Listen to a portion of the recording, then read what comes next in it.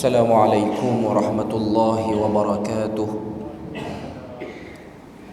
إن الحمد لله نحمده ونستعينه ونستهديه ونستغفره ونعوذ بالله من شرور أنفسنا ومن سيئات أعمالنا. من يهده الله فلا مضل له ومن يضلله فلا هادي له. أشهد أن لا إله إلا الله وحده لا شريك له وأشهد أن محمدا عبده ورسوله. يا أيها الذين آمنوا اتقوا الله وقولوا قولا سديدا يصلح لكم أعمالكم ويغفر لكم ذنوبكم ومن يطع الله ورسوله فقد فاز فوزا عظيما. الحمد لله الذي بنعمته تتم الصالحات. ربنا آتنا من لدنك رحمة وهيئ لنا من أمرنا رشدا. اللهم آت نفسي تقواها وزكيها وأنت خير من زكاها أنت وليها ومولاها. Amma ba'd. Alhamdulillah, syukur pada Allah Azza wa Jal kerana dengan rahmat dan juga limpah kurnia yang Allah Ta'ala berikan, dapat kita bersama pada malam ni menyambung perbahasan daripada 40 hadis dosa muamalat dan keuangan Islam yang diremehkan masyarakat. Sambungan kita pada malam ni ialah pada muka surat 35. Kita masih lagi di bawah hadis yang kelima, iaitu larangan judi. Berdasarkan daripada hadis yang diriwayatkan daripada Imam Ahmad daripada Abdullah bin Abbas, Inna Allah harrama alayya aw hurrima al-khamra wal maisira wal kubah. Maksud dia, Allah Ta'ala mengharamkan ke atasku atau diharamkan ke atasku arak, judi dan al-kubah. Al-kubah itu ialah sejenis permainan yang ada unsur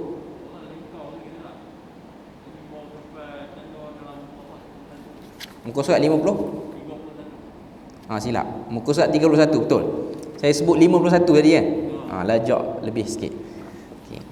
Muka surat 31, silap. Okey. Hadis kita hadis yang kelima. Hadis yang kelima, ya. Poin yang jenis judi di sisi para ulama. Okay. Cuma kita nak tengok hadis bab dia ialah Nabi sebut diharamkan ke atasku judi, arak, judi dan juga kubah. Kubah itu ialah apa-apa permainan yang ada buah dadu dalam tu, ataupun ada papan, dam ke apa-apa saja, ataupun disebut dengan tabal dan juga nar. Ni bahasa-bahasa jenis-jenis permainan pada zaman dulu, zaman jahiliah. Okay. Sambungan kita muka surat 31, jenis judi di sisi para ulama 5.2 yang tu. Okay. Untuk perbahasan kita pada malam ni, sebahagiannya mungkin dah disentuh pada bab-bab sebelum ni. Yang dah disentuh tu kita baca saja, kita nak tengok apa yang penulis kongsikan. Yang kita sentuh sebelum ni tu ialah perkongsian saya daripada sumber lain. Jadi pada malam ni kita tengok muka surat 31, jenis-jenis judi. Ada 3 jenis judi yang diletakkan dalam buku kita ni. Yang pertama dia sebut maisirul qimar. Itu yang pertama. Yang kedua maisirul lahu. Yang ketiga pun maisirul lahu juga. Kalau kita tengok, itu antara jenis-jenis judi yang disebutkan. Nanti kita akan tengok apa beza yang kedua dengan yang ketiga. Okay. Maisirul qimar, yang pertama, judi dengan pertaruhan harta yang disepakati adalah maisir yang diharamkan. Mempertaruhkan harta, meletakkan beberapa jumlah daripada harta kepunyaan kita. Sebahagian besar daripada maisir adalah di dalam bentuk qimar atau melibatkan pertaruhan wang atau harta benda. Maisir dalam bentuk ini disepakati oleh semua ulama tentang hukumnya haram. Maknanya kita letak berapa duit, berapa yang kita nak. Lepas pada tu kita akan dapat, kalau kita untung, kita akan dapat semua pertaruhan, wang pertaruhan yang diletakkan di situ. Kalau kita kalah, kita akan rugi habis. Itu dia sebut dengan nama maisirul qimar. Ciri-ciri utama maisirul qimar ni ada 3 dia letak sini. Pemainnya sama ada menang atau menanggung rugi. Dia akan menghadapi 2 kemungkinan itu. Tu ciri pertama. Yang kedua, permainan ini melibatkan pertaruhan harta. Maknanya apa saja pemilikan yang dia ada, daripada wang ringgit, kalau zaman dulu dinar dan dirham, tanah, hamba, semua diletakkan di dalam pertaruhan itu. Itu disebut dengan nama mukhtarah. Maknanya orang yang nak main tu, dia telah pilih, mukhtarah tu maksud dia sendiri pilih untuk pertaruhkan berapa. Yang ketiga, memindah milik harta melalui pertaruhan. Dia ada silap dalam apa nama tu, dalam kurungan tu, dia bukan mukhtarah, sebab atas dengan bawah sama aja. Atas tu mukhtarah, yang bawah tu ialah mangkulah yang sebenarnya. Mangkul maksudnya berpindah. Dia tak letak lagi, tapi dia dah sebut, kalau aku kalah, aku akan bagi ini. Maknanya berlaku transaksi perpindahan milik. Mangkul, berpindah daripada milik orang ni kepada milik orang ni. Ni mungkin kesilapan cetak dia. Okay. Yang B ni maisirul lahu, yang disepakati haramnya. Terdapat sebahagian daripada maisir yang tidak semestinya melibatkan pertaruhan harta. Maisir dalam bentuk ini, dalam kurungan diletak, Imam Malik menyebut dengan nama maisirul lahu. Ada yang disepakati hukum haramnya kerana nas daripada sunnah yang jelas mengenai pengharamannya. Tidak kiralah sama ada ia melibatkan pertaruhan harta atau tidak, cirinya adalah permainan semata-mata, bergantung kepada nasib dan tidak berdasarkan pemikiran, kiraan atau seumpamanya seperti dadu, catur dan selainnya. Perkataan al-lahu ni maksudnya ialah permainan yang dibuat sekadar suka-suka. Kadang-kadang main teka-teki pun, main teka-teki saja. Kalau tak boleh jawab teka-teki tu, dipertaruhkan hak milik orang tak boleh jawab tu. Itu pun judi, walaupun tak ada unsur dadu apa-apa semua. Kita bagi tahu, kalau awak tak boleh jawab soalan ni, awak kena bayar 100. Kalau saya tak boleh jawab, saya bayar RM10. Itu ada unsur judi hakikatnya. Kita tengok orang duk share video pun semua kan, main gurau, benda-benda macam ni. Ini disebut dengan maisirul lahu, walaupun atas dasar gurauan. Yang ketiga, muka surat 32, maisirul lahu yang tidak disepakati haramnya. Tadi yang disepakati haram, yang ni yang tak disepakati haram. Okay. Itu beza dia. Kedua-duanya maisirul lahu, tapi ada yang para ulama jumhur kata haram semua, sebab ada unsur pertaruhan yang jelas. Tak boleh jawab, tak boleh buat benda ni, ataupun cabar mencabar. Ni kalangan orang-orang muda ni, dia ada cabar. Budak-budak universiti ada duk buat ni.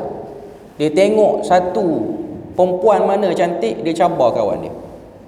Dia kata kalau kamu boleh mengorak dia sampai dia jatuh hati pada kamu, sampai dia sanggup kahwin, aku bagi 1000. Itu judi, pertaruhan. Buat sampailah kawan tu cair betul dengan dia, cair meleleh ya. Akhirnya dia pun bagi tahu sebenarnya dia mengorak ni sebab nak 1000 tu. Okay, itu pun maisirul lahu yang ada unsur pertaruhan. Tak ada dadu, tak ada lempar apa-apa, tak ada papan apa, tak ada daun teruk apa pun yang sinonim dengan judi, tapi ia juga ialah judi hakikatnya. Okay. Maisirul lahu yang ketiga yang tidak disepakati haramnya. Para ulama berselisih pandangan mengenai permainan yang tidak melibatkan pertaruhan wang, tetapi memerlukan pemainnya berfikir, mengira dan menilai sama ada ianya haram atau tidak. Secara umumnya ulama terbahagi kepada beberapa pandangan, iaitu yang pertama, Imam Hanafi, permainan itu asalnya haram kecuali 4 jenis: lumba kuda, lumba unta, memanah dan permainan di antara suami isteri. Contohnya suami isteri bersaing dalam apa-apa sukan atau permainan seperti lumba lari, teka-teki atau lain-lain. Jika si suami kalah, dia harus membelanja isterinya makan atau pergi membeli belah. Yang ni ada pengecualian untuk mazhab Hanafi. Dia hakikatnya pertaruhan, berlumba dengan kawan. Antara yang tak masuk, dia judi juga hakikatnya, tapi dia tak masuk dalam keharaman. Contoh, ni biasa sekolah-sekolah duduk asrama tahu lah. Saya dulu waktu belajar di Terengganu ni, dia ada satu PL budak-budak ni makanlah talam. Siapa lambat habis dia kena basuh talam. Tu hakikatnya judi, tapi dia tak lara lah. Dia bukan judi bertaruh harta. Jadi dia ada satu semangat makan laju sebab tak nak basuh. Jadi kesianlah kawan yang ujung tu dia kena basuh. Nasib dia hari-hari kena basuh. Itu pun hakikatnya maisirul lahu, tapi tak disepakati keharamannya sebab tiada pertaruhan harta apa pun. Ataupun contoh, kalau siapa-siapa yang kalah lumba ni, dia kena basuh baju kawan dia 10 orang pun masuk. Hakikatnya dia dalam judi, tapi tiada unsur letak harta tu. Tak ada. Okay. Yang kedua, Imam Malik sama dengan pandangan Imam Hanafi mengenai catur. Imam Malik melaporkan membenci permainan catur dan melarangnya. Ini ada sikit perbahasan.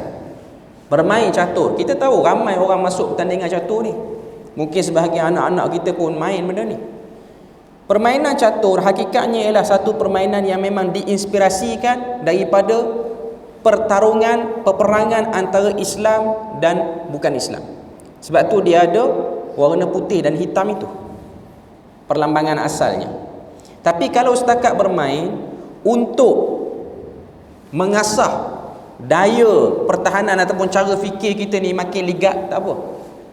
Tapi kalau main memang sebab nak menghina Islam ataupun ada niat-niat lain, nak berintimak dengan orang kafir, yang tu tak boleh. Berintimak ni maksud dia apa? Nak mencontohi kebiasaan orang kafir. Tak boleh. Kebiasaan-kebiasaan orang kafir tu kita cuba nak lakukan sebagai rutin harian kita. Apa yang diorang makan, etika cara diorang makan yang bersalahan dengan apa yang ada dalam sunnah kita nak buat. Termasuklah permainan diorang, kebiasaan diorang, saja kita nak ikut. Yang tu tak boleh. Sebab memang Nabi larang kita mengikuti. Tambah lagi, apa yang kita ikut tu ialah adat kebiasaan rutin orang kafir. Tak boleh. Orang Islam dia ada beza dia. Okay. Yang ketiga, Imam Asy-Syafi'i, semua permainan yang bergantung kepada pengiraan, pemikiran dan perancangan strategik tidak dilarang tetapi makruh dengan syarat tiada pertaruhan. Apa-apa permainan yang perlu ada, orang kata apa, perancangan strategik dia. Macam mana kalau dia ada teamwork dia apa-apa semua, macam mana kita nak bagi kita boleh menang. Pemikiran, satu perancangan, permainan berbentuk pemikiran. Selama mana tiada pertaruhan, permainan tu makruh, tak haram, tapi taklah dianjurkan untuk main selalu. Makruh ni maknanya tak elok jugalah. Okay. Dan tiada percakapan buruk atau melalaikan daripada salat. Apa yang Imam Syafi'i sebut ni umumnya dalam masyarakat kita dok buat pun. Contoh, kalau orang muda main futsal sebab ada kejohanan tertentu, ada hadiah. Ini maisirul lahu yang tidak disepakati pengharaman dia. Ada mazhab yang agak syadid, tak boleh. Sebab tu kita tengok ada sebahagian ulama ni tulis risalah tentang main bola ni. Saya ingat guru saya waktu belajar di Jordan dulu, Syekh Masyhur Hasan Al-Salman, dia ada tulis satu risalah Qurratul Qadam, permainan bola antara syarak membolehkan dan mengharamkan. Saya tak pernah tengok Syekh Masyhur ni main bola dengan siapa-siapa pun. Tak pernah tengok dia masuk gelanggang futsal ke apa.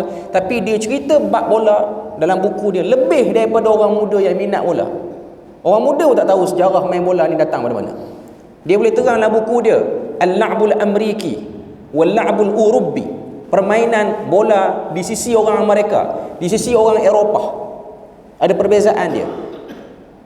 Cuma nak katanya, sebab apa benda tu dibincang? Kerana memang ada unsur-unsur maisir lahu di dalam tu, iaitu pertaruhan secara suka-suka. Al-lahu ni maksudnya seronok-seronok.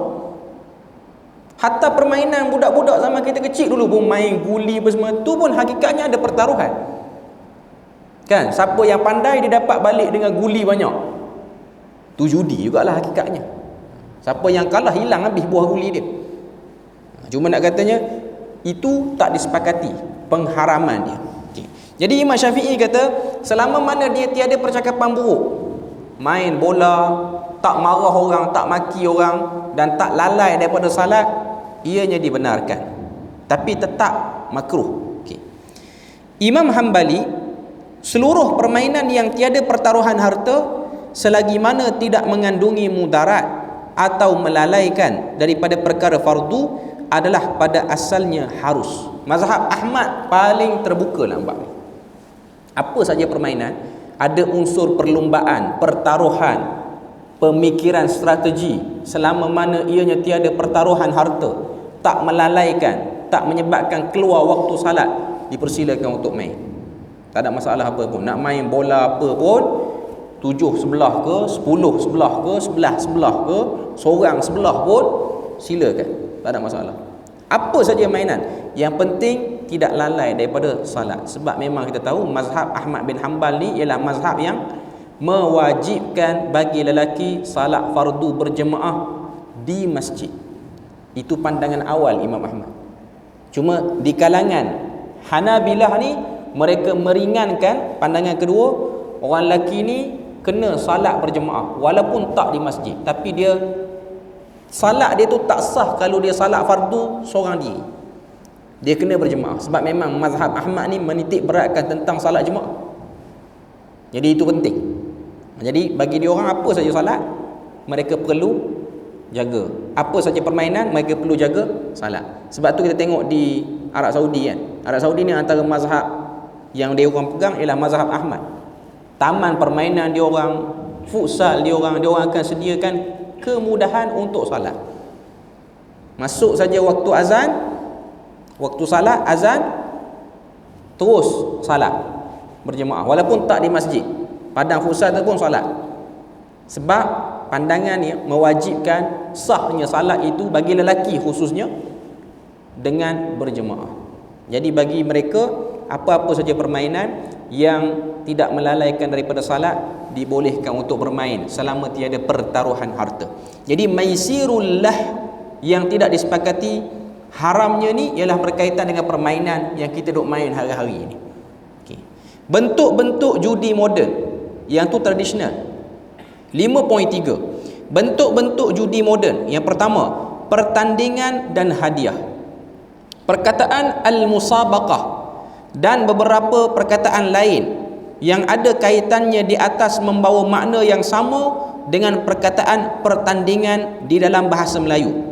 Pertandingan diertikan sebagai perihal bertanding, perlawanan seperti bola dan sebagainya, perlumbaan seperti berlari, berenang dan lain-lain, dan peraduan seperti menembak dan seumpamanya. Dapat disimpulkan bahawa pertandingan di dalam skopnya yang luas meliputi apa jua perlawanan yang melibatkan kekuatan mental, fizikal dan juga kemahiran.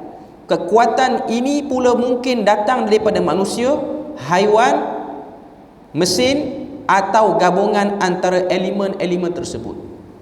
Sekarang ni dia nak definisikan pertandingan tu apa dia. Apa saja benda yang ada unsur menilai kekuatan satu sama lain, itu disebut pertandingan. Guna apa pun, guna tenaga sendiri ke, guna tenaga haiwan ke, guna tenaga mesin ke. Contoh orang lumba motor, lumba kereta, dia guna kekuatan enjin tu, dia tak guna tenaga dia. Okay. Pertandingan, perenggan kedua muka surat 33. Pertandingan boleh dibahagikan kepada dua kategori: pertandingan tanpa hadiah dan pertandingan yang ditawarkan hadiah kepada pemenangnya. Bagi kategori pertama, ianya adalah harus tanpa perlu dikaitkan dengan jenis pertandingan tertentu. Bertanding apa-apa tak ada hadiah, boleh tanding. Tandinglah apa saja pun, selama mana ianya tiada mudarat yang jelas. Antara bentuk pertandingan yang dilarang, kita kena jelas jugalah yang ni, melagakan haiwan sehingga berlaku kecederaan yang serius pada haiwan itu. Orang Melayu kita terkenal dengan laga ayam. Selain pada tu, laga ikan laga tu, ikan skila lah orang Terengganu panggil. Okay. Ikan laga tu pun, kalau dia lumba tak apa, tak ada yang cedera. Tapi melagakan, bagi orang Arab pertandingan melagakan unta. Apa-apa saja bentuk perlagaan, ianya dilarang sebab ianya memudaratkan haiwan. Kita sengaja memberi mudarat kepada haiwan. Dan juga pergaduhan yang jelas nampak mudarat tu.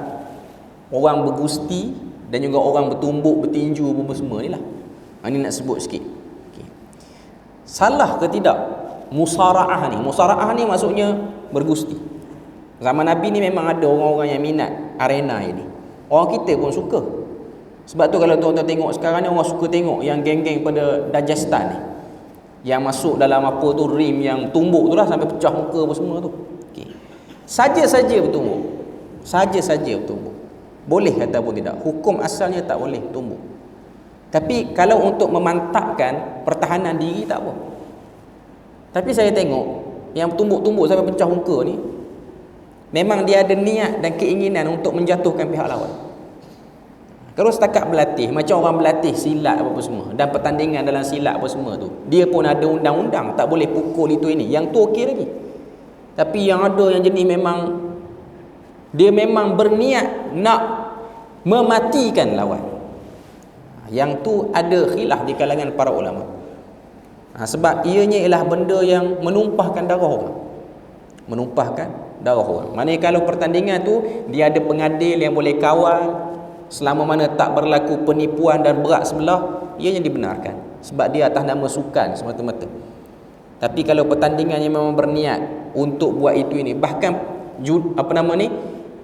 tinju apa semua ni pun boleh jadi elemen judi pun bagi setengah-setengah orang. Tengok pemain ni, dia pun buat bidaan dan taruhan. Berapa kita nak letak kalau dia menang? Kita satu perlawanan tu dia akan tengok siapa yang beat pemain ni, siapa yang beat pemain ni. Kalau dia menang, apa yang dia akan dapat? Yang berlawan atas rim tu sakit lah boleh. Yang duduk belakang rim ni kaya lebih. Sebab tu ada orang dia minat buat kerja ni, dia minat buat pentah orang bergaduh je. Dia tumbuk tak reti pun, tapi dia minat buat pentah je. Sebab apa? Duit masuk banyak juga buat benda macam tu. Jadi ini juga antara benda yang perlu dinilai dan dilihat balik. Okay. Kemudian kita tengok lagi apa dia sebut. Bagi pertandingan yang melibatkan hadiah pula, para fuqaha mempunyai perbezaan, mempunyai pendapat yang berbeza mengenai jenis pertandingan yang diharuskan. Berikut merupakan perincian berkaitan dengannya. Yang pertama, iaitu hadiah daripada yuran peserta. Kalau hadiah tu diambil daripada yuran peserta, macam mana jadi dia? Dijadikan hadiah kepada pemenang pertandingan, lalu peserta yang kalah tidak mendapat apa-apa, maka hukumnya adalah judi yang diharamkan. Ambil bayaran daripada peserta, lepas pada tu yang menang saja yang akan dapat, yang kalah tak dapat sagu hati apa semua pun tak ada. Yuran tu memang untuk bagi hadiah, itu judi. Macam mana yang dah kita sebut sebenarnya, judi kolam pancing tu. Bayar tu kerana nakkan kepada hadiah yang berbeza pada setiap malam tu. Bukan bayar tu kerana fasiliti tempat tu. Bayaran yuran itu ialah untuk dapatkan joran, umpan, kudap-kudapan yang ada, tak guna langsung untuk hadiah. Hadiah pihak lain bagi. Yang tu ada perbahasan. Yang ni memang ambil daripada bayaran orang yang datang ataupun bayaran orang yang menyertai. Yang tu haram, itu judi. Tajaan hadiah daripada pihak ketiga, iaitu mereka yang tidak menyertai pertandingan. Pihak inilah yang mengeluarkan hadiah kepada pemenang di dalam sesuatu pertandingan. Mereka ini pula mungkin terdiri daripada pemerintah, organisasi ataupun orang perseorangan. Secara amnya para fuqaha berpendapat bahawa hukumnya adalah harus. Boleh. Satu pertandingan dibuat, yang Sponsor hadiah tu orang lain, tak guna duit peserta, tak guna duit daripada mana-mana orang yang pro peserta ni, pro pemain ni, tak ada. Memang orang ketiga yang berkecuali, yang tu harus. Yang ketiga, C, hadiah ditaja oleh salah seorang atau sebahagian peserta apabila terdapat dua peserta di dalam sesuatu pertandingan. Salah seorang daripada mereka menaja hadiah dan menyatakan bahawa jika yang seorang lagi memenangi pertandingan, maka dia memiliki hadiah tersebut. Muka surat 34. Dalam keadaan ini, peserta yang seorang lagi itu tidak mengeluarkan apa-apa belanja di dalam penajaan hadiah. Para fuqaha mempunyai pandangan berbeza, namun dalam mazhab Hanafi, mazhab Hambali dan mazhab Asy-Syafi'i berpendapat perkara ini dibenarkan. Maknanya yang beri hadiah tu ialah salah seorang daripada peserta itu, sama ada coach dia ke, persatuan yang bawa dia ke situ ke, dia yang taja. Jadi dalam isu ini, yang buat ini ada khilaf. Maliki kata tak boleh. Tak boleh ada mana-mana unsur wang hadiah tu ataupun hadiah tu datang daripada mana-mana pihak yang pro dalam pertandingan tu, tak boleh langsung. Kena bersih. Kena pihak lain, bukan pihak yang dia kenal orang ni, dia memang sokong orang ni, bukan. Dia mesti pihak yang berkecuali. Okey. Cuma tiga mazhab kata okey. Hanafi, Hambali dan Syafi'i. Okey. Di muka surat 34, konsep muhallil iaitu pertandingan yang membabitkan pertaruhan berbayar. Yuran pertandingan atau apa-apa nilai harta adalah diharuskan jika memenuhi syarat-syarat berikut. Yang pertama, hendaklah tidak bergantung kepada nasib semata-mata yang tidak berasaskan kepada ilmu atau kemahiran yang diiktiraf syarak. Ini seperti pertandingan teka nombor, gores dan menang, pertandingan berat ikan yang dipancing, pertandingan teka pasukan bola yang menang, lempar dadu dan seumpamanya. Kita baca dulu bagi habis. Yang kedua, terdapat tidak kurang 1/3 daripada peserta muhallil yang berkelayakan dan berdaya saing menyertai pertandingan tanpa dikenakan bayaran pertaruhan. Misalnya, jika 30 pasukan bola sepak bertanding, 10 daripadanya hendaklah dikecualikan daripada dikenakan yuran pertandingan. Ini semua merangkumi pertandingan futsal, bola sepak, memancing dan apa saja. Apa yang tuan-tuan nak nampak daripada konsep muhallil ni?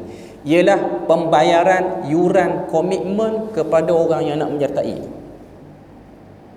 Yuran tu diambil kerana nak bagi orang yang bertanding tu datang lagi dia bertanding tu.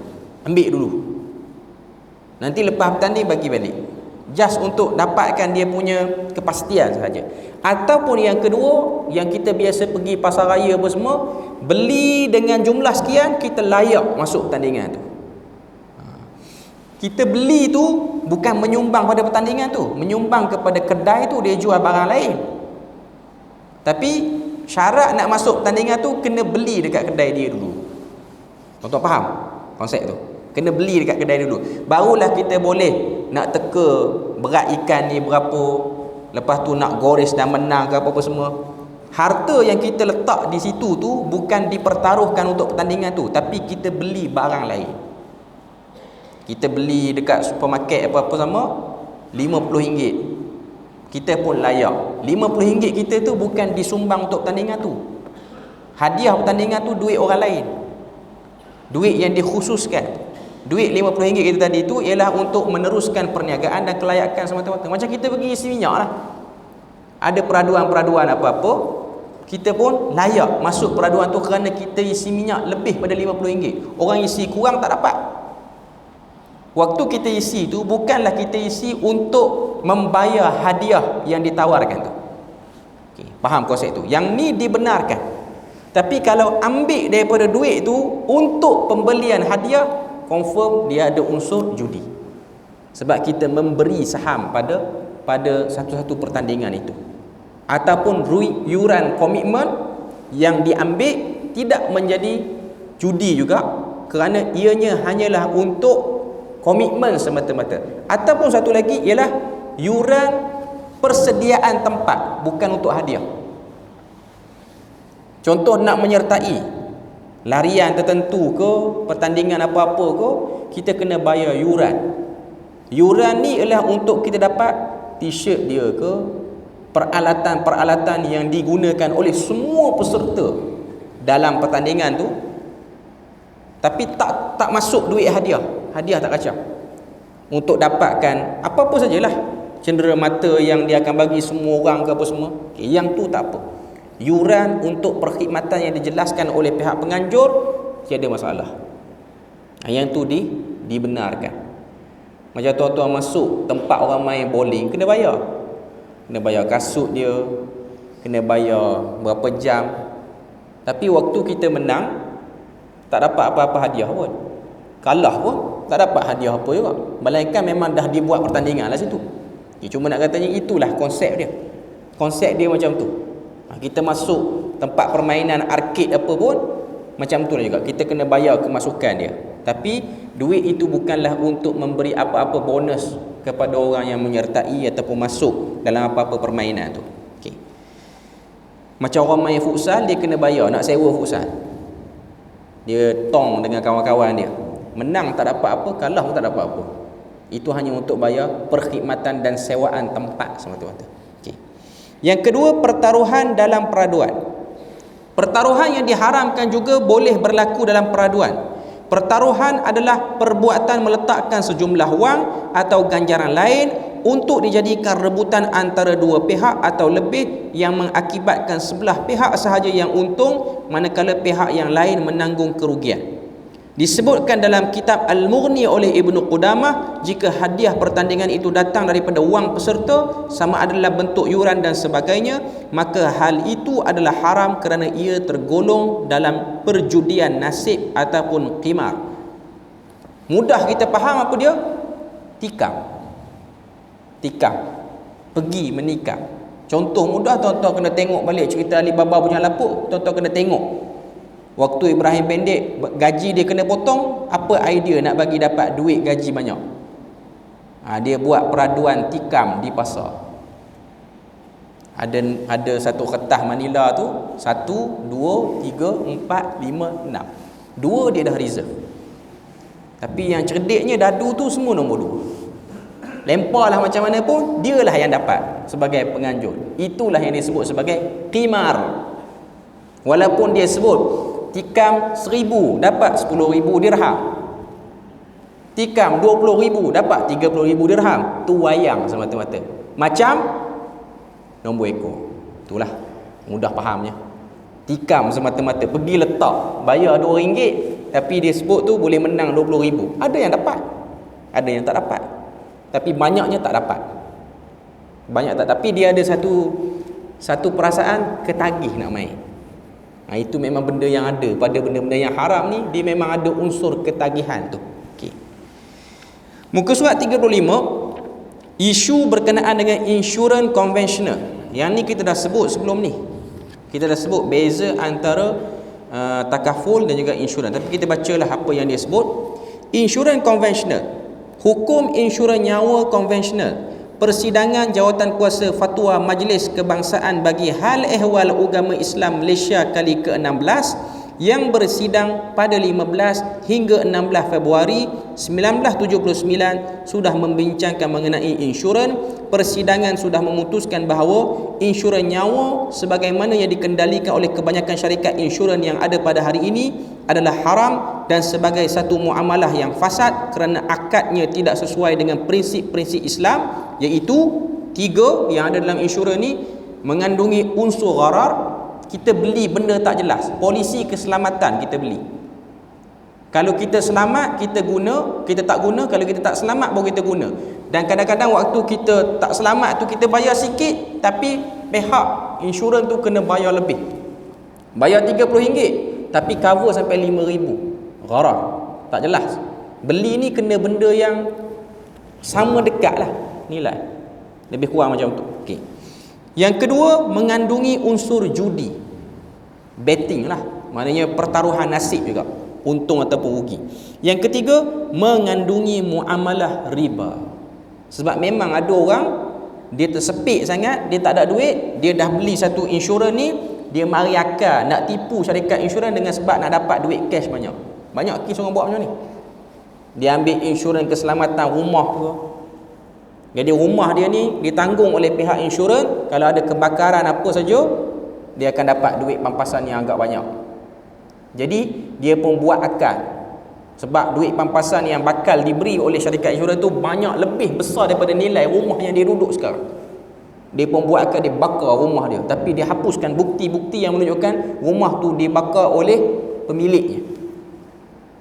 Ini juga antara cara-cara ataupun benda yang ada dalam orang kata apa, dalam insurans ni lah. Di negara-negara bukan Islam ni banyaklah benda ni berlaku. Di Malaysia ni dah ada alternatif. Dulu tak ada alternatif, sekarang dah ada alternatif. Kereta pun dah ada takaful, nak ambil Rocktec pun dah ada unsur takaful, pengurusan KWSP pun dah ada syar'i, tak ada lagi unsur ribawi apa-apa semua ni, konvensional apa semua ni, kita ambil dan kita pilih lah yang tu. Pinjaman rumah pun dah ada yang syar'i apa semua. Itu kita kena, sebagai Muslim kita ambil lah yang paling Islam. Cuma kalau kita pergi tempat-tempat lain, kadang-kadang kita tersepit. Sebab memang undang-undang negara dia mewajibkan ambil. Contoh apa tuan-tuan? Contoh sekarang, pergi Thailand, kan kena ambil insurans Thailand. Insurans Thailand bukan insurans syar'i, tapi itu syarat nak masuk negara dia. Yang tanggung kena tanya nanti Raja Thailand tu depan tuan. Penat nak berjawab dia, dah lah ufti kerajaan Melayu pun bukan main, lama dia orang ambil dulu. Insurans pun dia orang nak berdaya. Nanti siapkan jawapan untuk dia ditanya oleh Tuhan. Kenapa buat benda ni? Kenapa jadikan benda tu sebagai salah satu daripada birokrasi untuk orang masuk negara? Sebab tu kalau orang yang ada saudara mara, dia ada hak untuk menziarahi, tapi dia terpaksa ikut peraturan tu. Tak dapat tidak. Fatwa inilah yang dibenarkan oleh beberapa tokoh ulama di Syria, termasuklah Syekh Sa'id Ramadan Al-Buti waktu hayat dia dulu. Waktu orang Malaysia pergi mengadu dekat dia, macam mana nak dapat visa sebagai student di Syria. Sebab immigration di Syria tidak akan memberi pada kita visa sehingga dirasuah dulu baru dapat. Sehingga dirasuah. Sebenarnya bukan Syria aja, Mesir pun sama. Tapi Jordan alhamdulillah saya tak ada lah kena. Kita tak dapat lah, kadang-kadang tak dapat. Tapi bagi rasuah ni bukan kebiasaan bagi birokrasi di sana. Mungkin dia orang rasa aib nak ambil daripada orang bukan warga negara. Di kalangan warga negara tu hebat berlaku. Cuma dengan orang luar ni dia orang buat warak sikit, buat lebay boleh. Tapi dengan orang-orang kampung dia ambil jugalah. Dengan kita ni dia buat macam, saya tak ambil, bagilah 10 dinar 50 dinar, tak ambil. Tapi dengan kawan pejabat dia 2 dinar pun dia bahas. Cuma nak katanya itu ialah suasana masyarakat lah. Cuma nak katanya orang Malaysia pergi mengadu, duduk 3 bulan 4 bulan visa tak dapat-dapat ni. Orang pergi mengadu dekat Syekh, bukan Ramadan Buti je lah, beberapa orang tokoh yang lain. Akhirnya Syekh di sana kata, suaplah mereka, sebab itu keselamatan kamu di sini. Kalau tak ada visa tu susah, pergi mana-mana boleh masuk jail. Jadi susah pula nak belajar. Suap, kita terpaksa bagi. Yang kena jawab ialah mereka. Sebab mereka yang cengkam kita duduk dalam sistem tu. Cengkam, dia cengkam kita. Kita tak ada pilihan lain. Kita tak ada pilihan yang kedua, melainkan dia sebut yang tu. Melainkan dia buat macam tu. Sebenarnya banyak tempat lain. Hatta kita nak masuk Thailand ni pun macam tu juga. Kalau tuan-tuan tengok kan, ada kes orang duk mengadu apa semua. Bila mana orang yang seronok pergi ke Thailand ni, akhirnya dia tak perasan dokumen yang nak bagi balik waktu masuk Malaysia tu tak komplit. Sebab memang sikap sebahagian immigration, sebahagian, tak semua, memang sengaja untuk tak ambil dokumen itu. Sebab apa? Nanti kita nak masuk balik, dia nak denda kita tu. Dia nak kita kena denda. Nak clean nama, kita kena bayar dekat dia. Dia boleh klik satu, clean nama kita. Tapi dia nak yang tu. Dia sengaja buat. Adalah beberapa border yang dikenali buat perangai macam tu. Termasuklah ada satu border di Perlis ni suka. Yang immigration depa, bukan immigration kita, immigration depa buat perangai macam tu. Dia buat bayar apa semua. Dia kata kena bayar sampai 20,000 baht sebab denda. Lepas tu dia kata, kalau tak nak bayar 20,000, boleh bayar 3,000 dekat saya clear nama sekarang. Dia nak yang tu. Dia nak yang tu sebenarnya.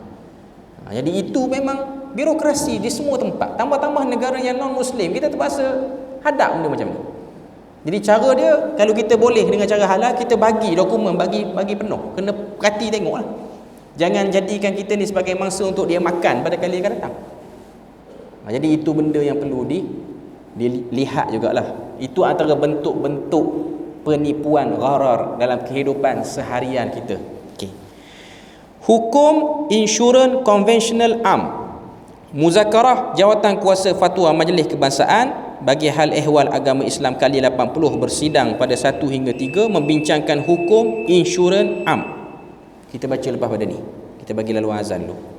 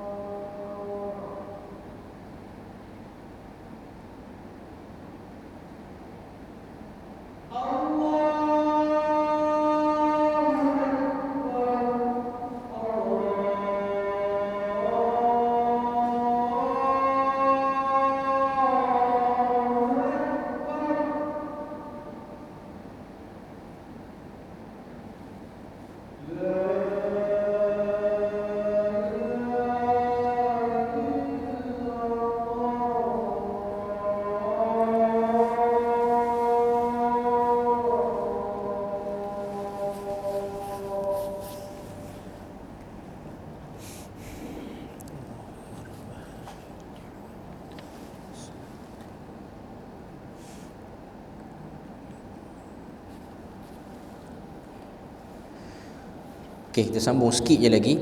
Hukum insurans konvensional am. Ni lebih kurang je dengan insurans nyawa konvensional ni. Okey. Muzakarah sudah memutuskan bahawa hukum ke atas insurans am adalah tidak diharuskan oleh Islam. Sebab isu dia sama. Muka surat 36 kita boleh tengok, judi dalam kontrak insurans terjadi apabila ada 3 ni. Peserta membayar premium yang kecil dengan mengharapkan wang yang lebih besar jumlahnya. Bayar beberapa, dia panggil premium pendahuluan tu, lepas tu ada pelaburan apa-apa saja, akhirnya kita akan dapat pulangan yang besar. Dia macam isu ASB lah yang sedang dikaji semula sekarang.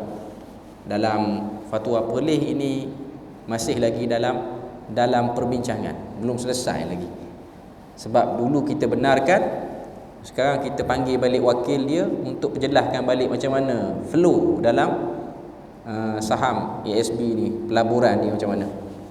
Jadi tak ada kata keputusan yang rasmi lagi lah, boleh ke tak boleh. Okay, dulu memang dibenarkan, sekarang ada sikit penerangan yang perlu diberikan.